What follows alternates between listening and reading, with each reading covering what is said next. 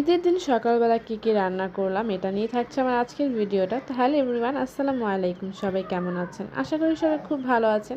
ঈদের দিন আমি শুধু খিচুড়িটাই রান্না করেছিলাম, আর কিভাবে রান্না করলাম এটা এখন আপনাদের সাথে শেয়ার করব।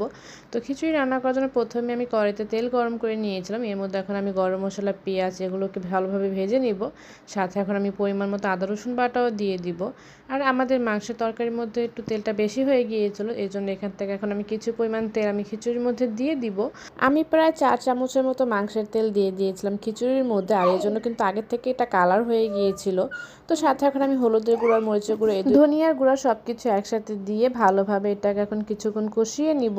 আর মশলাটা যত ভালো কষানো হবে ততই কিন্তু খেতে ভালো হয়। তো এখানে পরিমাণ মতো আমি কিছু লবণও দিয়ে দিলাম, দিয়ে এটাকে এখন ভালোভাবে একটু পানি দিয়ে কষিয়ে নিব যাতে মশলাটা পুড়ে না যায়। আর আমার মশলাটা ভালোভাবে কষানো হয়ে গেলে এর মধ্যে এখন আমি প্রথমে মুসুরি ডালটা দিয়ে দিব। ডালটাকে এখন আমি কিছুক্ষণ রান্না করে নিব। আর সাথে এখন পোলার চাল আর মুগ ডাল আমি হালকা একটু সিদ্ধ করে নিয়েছিলাম ভেজে, এখন এগুলোকেও দিয়ে দিব। আর সব কিছুকে এখন ভালোভাবে একসাথে মিশিয়ে কিছুক্ষণ রান্না করে নিব। সাথে আমি কিছু কাঁচামরিচও দিয়ে দিয়েছিলাম মাঝখান দিয়ে ভেঙে। আর এখন পরিমাণ মতো পানি দিয়ে দিব। পানি দেওয়া হয়ে গেলে সব কিছুকে ভালোভাবে একসাথে মিশিয়ে এখন এটাকে ঢেকে রান্না করব। আর খিচুড়ির পানি কিন্তু খুব অল্প সময়ের মধ্যে টেনে যায়। এই দেখেন আমার 2 মিনিটের মধ্যে কিন্তু পানিটা টেনে গেছে।